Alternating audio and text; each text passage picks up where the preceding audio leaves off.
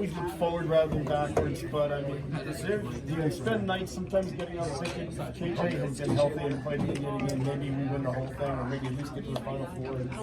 Yeah, you can't help but think about it a little bit. I've always felt like KJ was kind of our glue. Does so many things well. Plus, she averaged like 12 points and 8 boards a game, so that was a big blow. And Jada Boyd obviously did a great job in that, but we just didn't have the experience and the depth that we needed, to be honest, to overcome that. Especially KJ, a senior that had been through all the battles. So it's disappointing, but still proud of him. Just got to keep plugging. So how much better and how much do you feel fortunate that she and everybody's back and you have almost like a duo?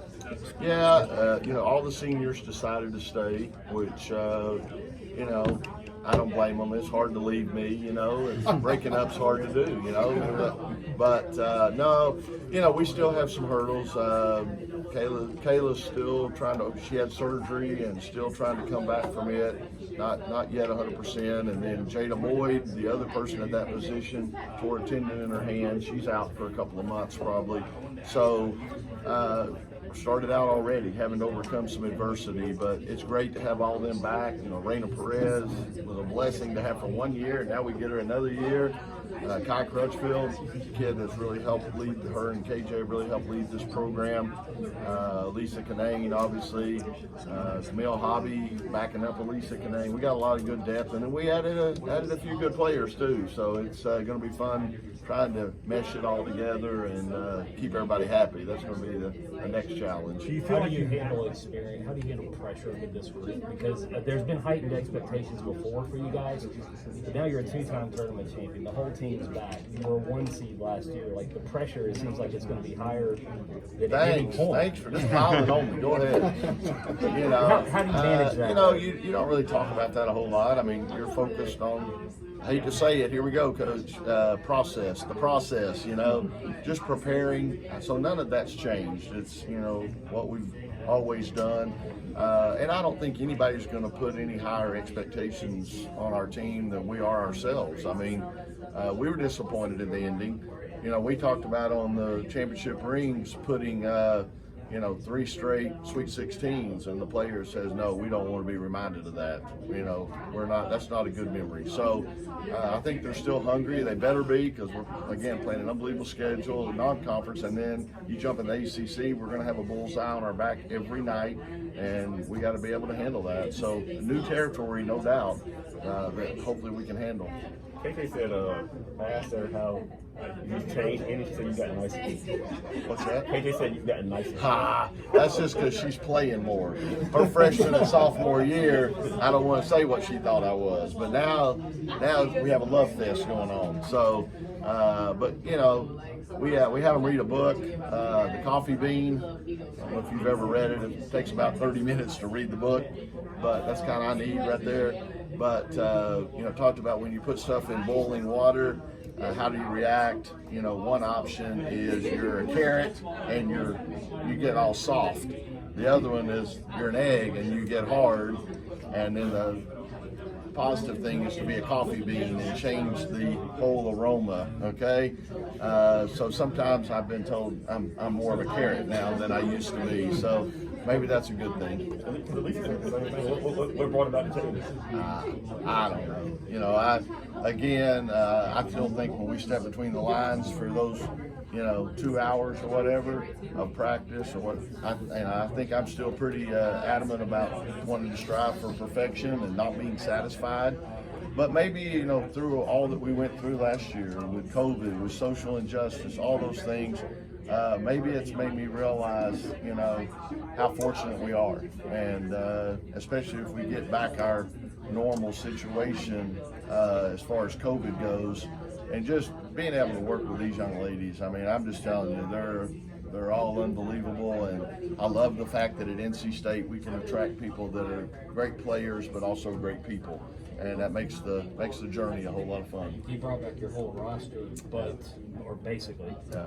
Georgia Tech brought 5 starters back. And Virginia Tech, Florida State, Louisville lost Dana Evans, but then brings in talented transfers. So How difficult is it going to be in the league as a whole for everybody dealing with the experience factor? Yeah, I mean, you see it in football. You know, we got, first of all, you got the super seniors that are getting that 5th year. Then you got the transfer portal all of a sudden that opened up. And you're right, it's when you look at these rosters, and you know, the transfer portal was really good too to people that are trying to kind of rebuild.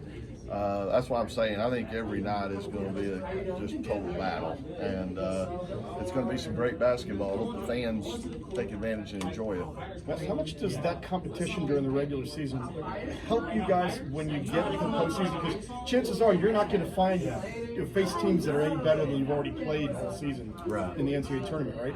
Yeah.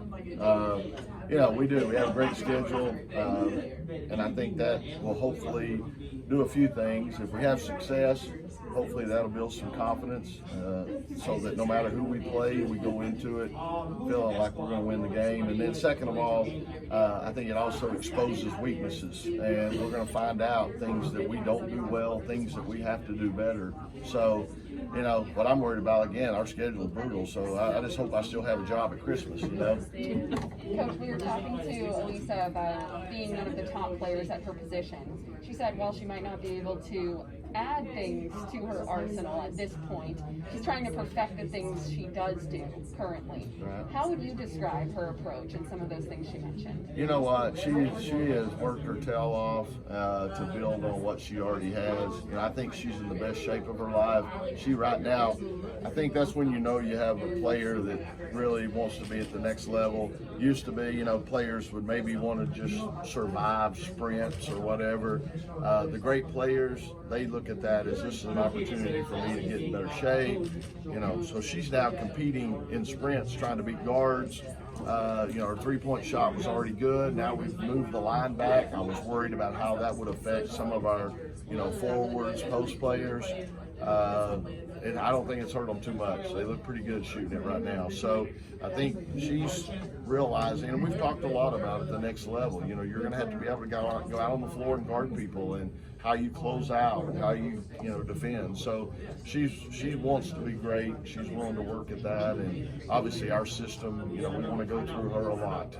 Moving back to three-point line, you addressed the shooting aspect of that, but from spacing and things like that, how does that change the game? That's a great point. You know, I can remember when I was at Chattanooga, we played Tennessee one year, and afterwards Pat Summitt was talking about one of our freshmen, how she changed the game a little bit for us because she could shoot so deep that it really spread the floor out.